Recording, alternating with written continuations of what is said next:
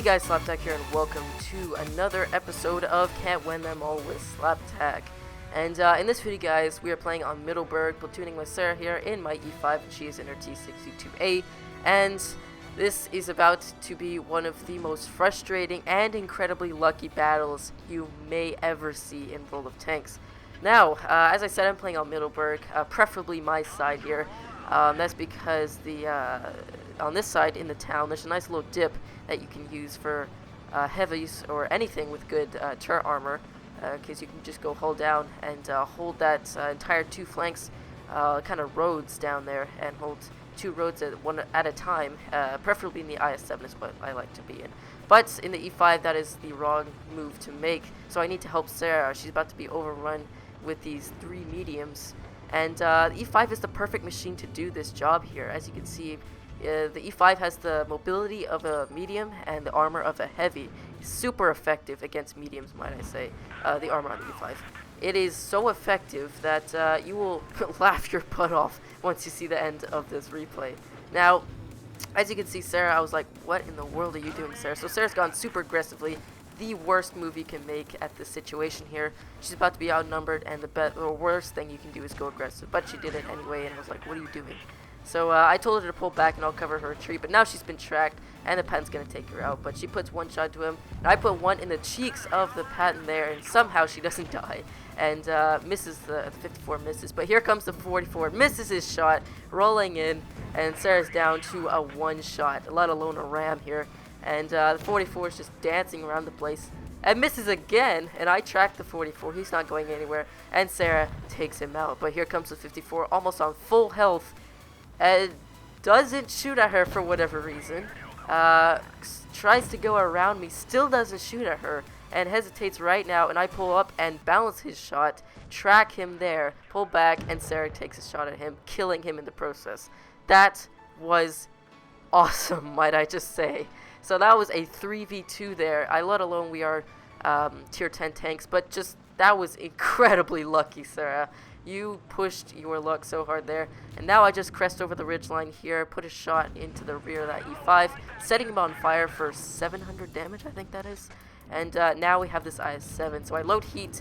I have the high ground, so this is exactly where you want to be when you're dueling in IS-7. That's because this armor is angled upwards, so you definitely want to be up on him, or above him, so you can have a nice clean shot at his frontal plate. And it's just going through the IS-7's frontal plate like butter here. So now this is where I kind of make the wrong move here.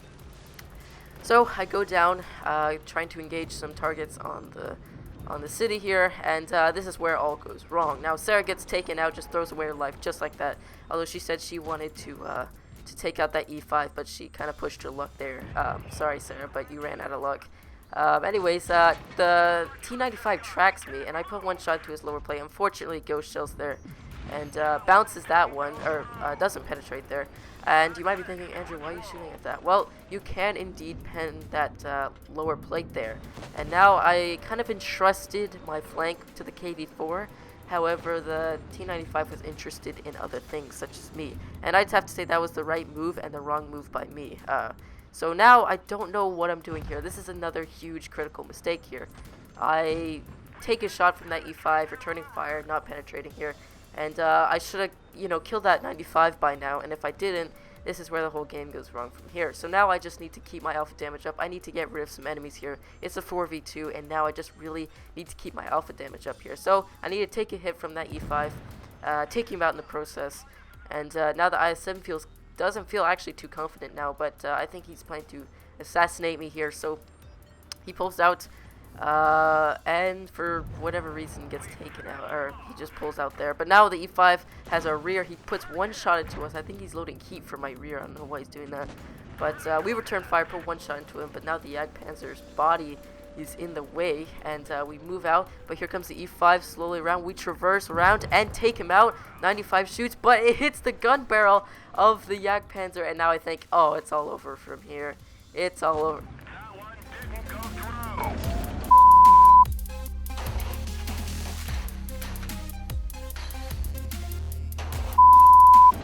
Okay, so I think I can officially call World of Tanks the strangest game, just downright strangest game I have ever played in all my years of gaming. Just nothing ever like that has ever happened. Just, that's RNG frowning upon your soul, wanting you dead. That's what RNG is. And then I side scrape here, and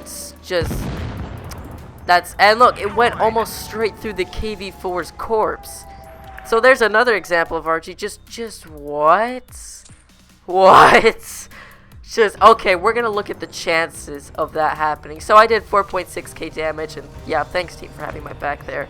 Just what? Okay, I'm gonna look at the chances of any of that happening. That was just complete baloney there. Oh my gosh, I'm about to throw something here. Just, oh my gosh. Alright guys, so now we are in Tank Inspector looking at the T95 here, and right now I have the 120mm loaded on the E5, the gun that will be penetrating. As you can see, with even with armor piercing here, you know, you can perfectly go through it fine, just, you know, just barely maybe, but yeah, you can go through it perfectly fine basically. But if we use high explosives, as you can see, this whole thing is absolutely beautiful. Now, it was about angled like that, maybe a bit more like that, and he was looking at me about right there. There we go. And I was about that far away, you know, well, a bit farther away. So, if we look closer, we can see a 90, just baloney there. So it may have hit this, that's what I'm betting my money on. But still, even that tiny part, it's still a bad case of RNG here, because I aimed specifically at the lowest part of the 95 here. I had all the time in the world to shoot at this guy, and even if I did hit that, I mean, if I did hit that, that would still be, you know, 7% chance that could have gone in, and I could have had that 7% chance. Just what? And even so, this tiny part, which I didn't barely even aim for, that wasn't even insane.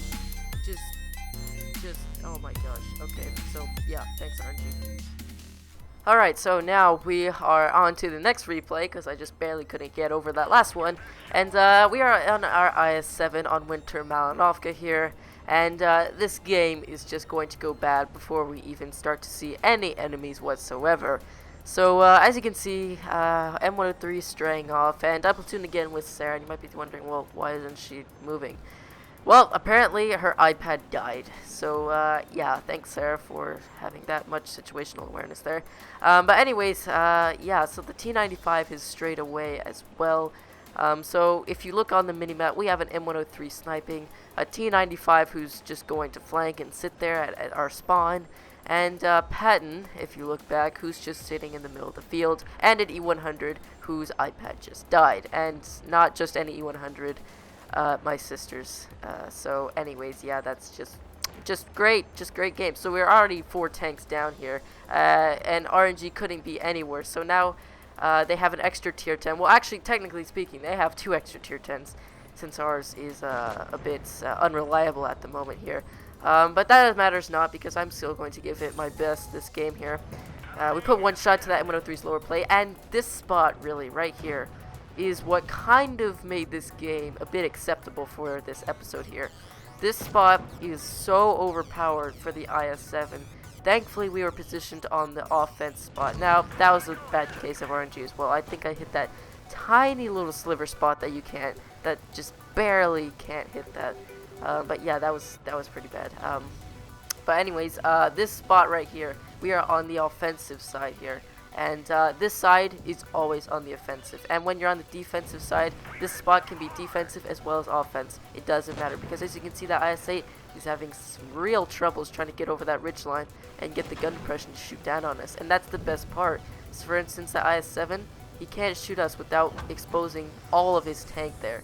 And this spot, I feel like, needs to be nerfed here, because you can be on the offense or you can be on the defense. And there is the infamous IS-8 running away, like you saw in the intro of this video. But anyways, as I was saying, the Patton's the only one sticking alongside with me, as well as some kind of radical, what is that, 54 on their side.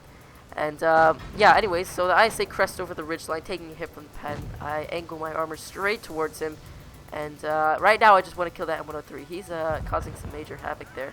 I bounce a shot from the Ferdinand. The IS-7 misses. Nice shot there, IS-7. Now I just want to get below the ridgeline here so that Ferdinand can't shoot me anymore. And that was a bad shot there. I thought I had shot him in the side, but I hit him right in the gun mantlet there. So that was a bit unfortunate there. Didn't have the gun depression to shoot down on him. But we have another problem. This IS-8 is about to kill our pad here. So I take a shot from the Ferdinand, but doesn't matter. So my shot didn't go in vain. Or my shot did go in vain, actually. And the pad takes out the IS-8. Now, this battle is not looking so swell. So bounce a shot from the Ferdinand and also put one into him while I'm just swaying around him here. And Sarah goes down with not a single shot fired or a single track moved or anything like that. I don't think I've ever seen that before from her, but it happens, you know. It's just called a battery percentage reminder, you know, maybe low battery. Okay, no, okay. Anyways, we swiftly take out the Ferdinand. I'm not exactly sure what that pad was thinking at this exact moment here. Is like, I'm gonna expose my side here, and he died just very unnecessarily here. But anyways, yeah, so I bounced a shot from probably the 54 there. Effie thought about going up there, but I think he doesn't want to expose most of his tank while going up there, which was the right move here. So now he goes around here, and I'm just holding out my position here, worried about that object advancing. But I track the FV and try and angle my armor here, but that doesn't really work against the precision of the British tanks. And now here comes all the mediums, and usually you can't really get out of this spot. We go down valiantly here, and we try to face hug him, but alas, the FV's track traverse is too fast, and we get circled and get taken out. So that was a bit of a heartbreak there. That was actually a great game for me, but unfortunately 4,222 damage was just not enough to carry.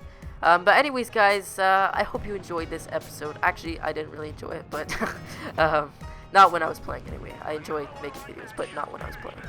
But anyways, as I was saying, guys, thank you very much for watching. Hopefully you've enjoyed, and I will see you in my next video. Bye, guys.